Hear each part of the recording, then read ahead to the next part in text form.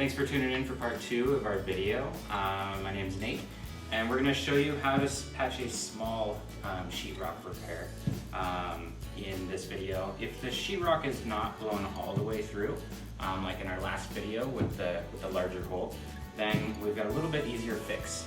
To start that, it's a shorter process. We don't need the backer material on there, so we're just going to take our spackle on this. We're going to apply it, and when you apply that, just going to work that mud all the way in. I like to work it from each direction so that you know you get a good application. And then once you've scraped it off smooth, I like to apply a little bit more, just because it is going to shrink a little bit when it dries. It's okay if it looks rough to start with.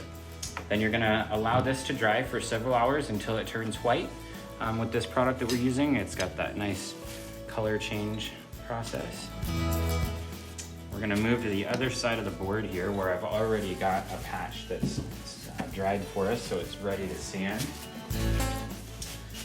So with this, you're going to take that same sanding sponge that we used on our last video, and we're going to do a circular motion, just like we did before. All right. Then we're going to take our wet rag. With the wet rag, we're going to just soften those edges, just like we did on the large patch.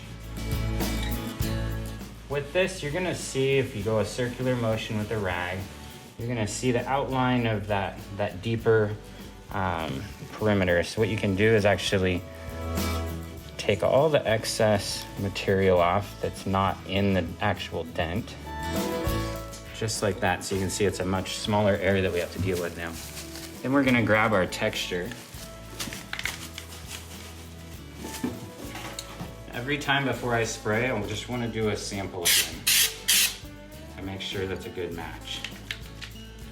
And use the cardboard as a block from down below.